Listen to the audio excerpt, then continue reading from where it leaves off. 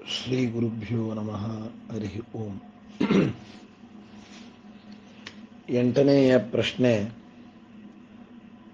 ವೇದಶಾಸ್ತ್ರಾದಿಗಳ ಅಧ್ಯಯನವು ಜೀವನಕ್ಕೆ ಯಾಕೆ ಉಪಯೋಗ ಎನ್ನುವುದಾಗಿ ಪ್ರಶ್ನೆಯನ್ನು ಕೇಳಿದ್ದಾರೆ.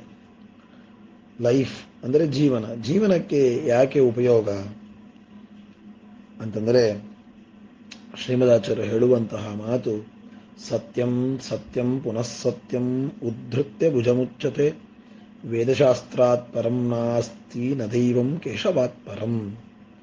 ನೋಡ್ರಪ್ಪ, ಸತ್ಯ ಹೇಳ್ತೇನೆ, ಸತ್ಯವನ್ನು ಹೇಳ್ತೇನೆ, ಮತ್ತೆ ಸತ್ಯವನ್ನೇ ಹೇಳ್ತೇನೆ. ನಾನು ಅಷ್ಟು ಶಪಥ ಮಾಡಲಿಕ್ಕಾಗಿ ಏನೇ ಇಷ್ಟು ಸಲ ನನ್ನ ಭುಜಗಳನ್ನು ಎತ್ತಿ ನಾನೇನು ಹೇಳ್ತೇನೆ, ಸತ್ಯವನ್ನು ಹೇಳ್ತೇನೆ, ತಿಳಿದುಕೊಳ್ಳ್ರಿ. ದಾರ್ಢ್ಯ. ಒಂದು ಸಲ ಸತ್ಯ ಅಂತ ಹೇಳಿದರೆ ಸಾಕಾಗ್ತಿತ್ತು. ಸತ್ಯಂ ಸತ್ಯಂ ಪುನಃ ಸತ್ಯಂ. ನನ್ನ ಭುಜವನ್ನು ಎತ್ತಿ ನಾನು ಹೇಳ್ತೇನೆ, ವೇದಶಾಸ್ತ್ರಕ್ಕಿಂತಲೂ ಉತ್ತಮವಾದಂತಹ ಪ್ರಮಾಣ ಗ್ರಂಥ ಯಾವುದೂ ಇಲ್ಲ. ದೇವರಕ್ಕಿಂತಲೂ ಉತ್ತಮನಾದಂತಹ ವ್ಯಕ್ತಿ ಯಾರೂ ಇಲ್ಲ. ದೇವರನ್ನು ತಿಳಿದುಕೊಳ್ಳಬೇಕಾದರೆ ವೇದ ಶಾಸ್ತ್ರಗಳು ಇವುಗಳಿಂದಲೇನೆ ತಿಳಿದುಕೊಳ್ಳಿಕ್ಕಾಗೋದೇ ಹೊರತು ಬೇರೆ ಯಾವುದರಿಂದಲೂ ಕೂಡ ತಿಳಿದುಕೊಳ್ಳಿಕ್ಕಾಗೋದಿಲ್ಲ. ಲೌಕಿಕವಾದಂತಹ ಅಧ್ಯಯನ ಅದು ಲೋಕದ ದೃಷ್ಟಿಯಿಂದ ಉಪಯೋಗವಾಗ್ತದೆ ಹೊರತು ಪಾರಮಾರ್ಥಿಕವಾಗಿ ನಮ್ಮ ಸ್ವರೂಪಕ್ಕೆ, ನಮ್ಮ ಆಂತರಿಕವಾದ ಸಾಧನಕ್ಕೆ ಉಪಯೋಗವಾಗುವುದು ಶ್ರೀಮದಾಚಾರ್ಯರ ಶಾಸ್ತ್ರವೇ ಹೊರತು ಬೇರೆ ಯಾವುದೂ ಆಗೋದೇ ಇಲ್ಲ. ಶಾಸ್ತ್ರದ ಅಧ್ಯಯನ ಇದು ಮಹತ್ತರವಾದದ್ದು ಅಂತ ತಿಳಿದುಕೊಳ್ಳಬೇಕು. ಯಾಕೆ ಅಂತಂದರೆ, ಸುಮಧ್ವಿಜಯದಲ್ಲಿ ತಿಳಿಸಿಕೊಡ್ತಾರೆ, ಮಹಾನಂದ ತೀರ್ಥಸ್ಯ ಏ ಭಾಷ್ಯ ಭಾವಂ ಮನೋ ವಾಗ್ಭಿರಾವರ್ತಯಂತೆ ಸ್ವಶಕ್ತ್ಯ. ತಮ್ಮ ಶಕ್ತಿಗೆ ತಕ್ಕಂತೆ ಈ ಶ್ರೀಮದಾಚಾರ್ಯರ ಶಾಸ್ತ್ರವನ್ನ ಪ್ರತಿನಿತ್ಯ ಯಾರು ಆವರ್ತನೆ ಮಾಡ್ತಾ ಇರ್ತಾರೆಯೋ ಅಂತಹ ಅವರು ಈ ಮೋಕ್ಷವನ್ನ, ಇಮಂ ಮೋಕ್ಷಮೇತೆ ಭಜಂತೆ ಸುದೇತಿ, ಮೋಕ್ಷವನ್ನ ಪಡೆಯಬೇಕಾದರೆ ವೇದಶಾಸ್ತ್ರಗಳು ಬೇಕೇ ಹೊರತು ವೇದಶಾಸ್ತ್ರಗಳಕ್ಕಿಂತಲೂ ಕೂಡ ಬೇರೆಯಾದಂತಹದ್ದು ಯಾವುದೂ ಕೂಡ ನಮಗೆ ಮೋಕ್ಷವನ್ನು ತಂದುಕೊಳ್ಳಲಿಕ್ಕೆ ಸಾಧ್ಯವಿಲ್ಲ. ಬೇರೆ ಯಾವ ಶಾಸ್ತ್ರದಿಂದಲೂ ನಮಗೆ ಮೋಕ್ಷ ಆಗೋದಿಲ್ಲ. ಶ್ರೀಮದಾಚಾರ್ಯರ ಶಾಸ್ತ್ರ ಅಧ್ಯಯನ ಮಾಡಬೇಕು.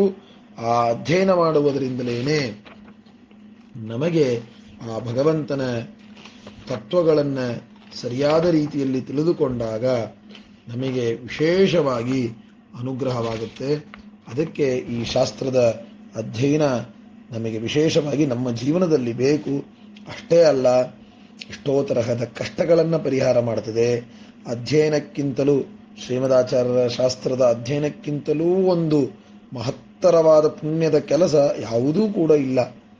ಶಾಸ್ತ್ರ ಅಧ್ಯಯನ ಮಾಡುವುದು, ಶಾಸ್ತ್ರದ ಲೇಖನ ಮಾಡುವುದು, ಶಾಸ್ತ್ರ ಶ್ರೀಮದಾಚಾರ್ಯರ ಶಾಸ್ತ್ರವನ್ನ ಕೈಯಿಂದ ಬರೆದರೆ ಎಷ್ಟು ಪುಣ್ಯ ಇದೆ ಅಂತ ಸುಮಧ್ವಿಜಯ ಹೇಳುತ್ತೆ. ಅದರ ಆವರ್ತಿ ಮಾಡಿದರೆ ಎಷ್ಟು ಪುಣ್ಯ ಇದೆ ಅಂತ ಹೇಳುತ್ತೆ. ಅಷ್ಟೇ ಅಲ್ಲ, ಶಾಸ್ತ್ರ ಅಂದ್ರೆ ಬೇರೆ ಇಲ್ಲ, ಶ್ರೀಮದಾಚಾರ್ಯರ ಅಂದ್ರೆ ಬೇರೆ ಇಲ್ಲ. ರೂಪಮನ್ಯದಿವ ಧನ್ಯಮಾತ್ಮನಃ. ಶ್ರೀಮದಾಚಾರ್ಯರ ಮತ್ತೊಂದು ರೂಪ ಅಂದ್ರೆ ಯಾವುದು? ಅದು ಶಾಸ್ತ್ರ. ಅವರು ರಚನೆ ಮಾಡಿಕೊಟ್ಟಂತಹ ಶಾಸ್ತ್ರಗಳು. ಅದನ್ನು ಸರಿಯಾದ ರೀತಿಯಲ್ಲಿ ಅಧ್ಯಯನ ಮಾಡಿದಾಗ ಜ್ಞಾನವಾಗತ್ತೆ.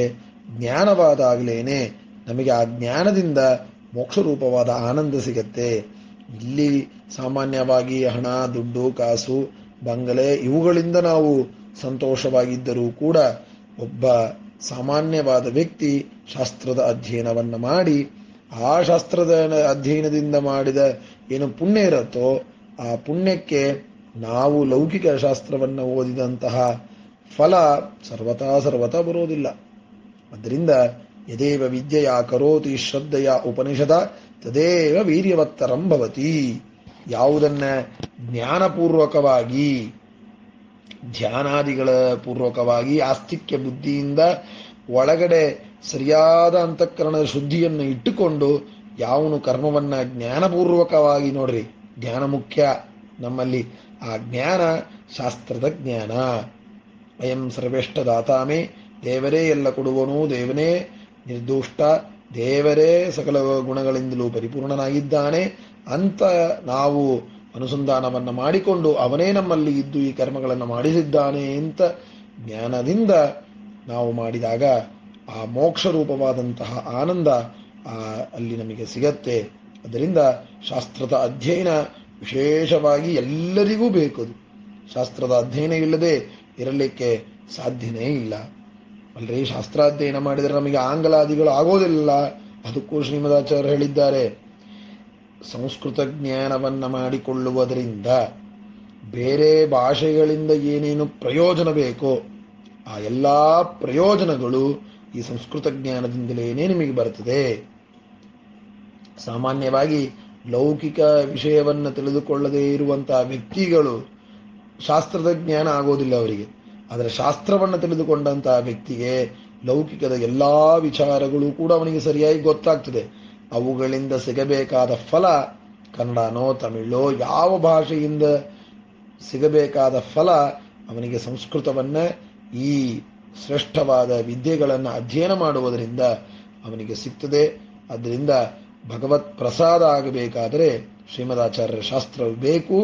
ಅದನ್ನ ಶ್ರೀಮದಾಚಾರ್ಯರು ತಿಳಿಸಿಕೊಟ್ಟಿದ್ದಾರೆ. ಸುಮಧ್ವಿಜಯದಲ್ಲಿ ಶ್ರೀಮದಾಚಾರ್ಯರ ಶಾಸ್ತ್ರದಿಂದ ಏನು ಪ್ರಯೋಜನ, ದೇವತೆಗಳೂ ಇವತ್ತಿಗೂ ಅಧ್ಯಯನವನ್ನು ಮಾಡುತ್ತಾರೆ ಅಂತಂದ ಮೇಲೆ ಅಷ್ಟು ಒಳ್ಳೆಯ ಜ್ಞಾನವನ್ನು ಕೊಟ್ಟು ನಮಗೆ ಆ ಶಾಸ್ತ್ರದಿಂದ ಸರಿಯಾದ ಮಾರ್ಗ ನಮಗೆ ತೋರಿಸಿಕೊಡುತ್ತದೆ. ಆದ್ದರಿಂದ ಶಾಸ್ತ್ರದ ಅಧ್ಯಯನ ನಮ್ಮ ಜೀವನದಲ್ಲಿ ಅವಶ್ಯವಾಗಿ ಬೇಕು ಅಂತೆನ್ನುವುದನ್ನು ತಿಳಿದುಕೊಳ್ಳಬೇಕು. ಶ್ರೀಕೃಷ್ಣಾರ್ಪಣಮಸ್ತು.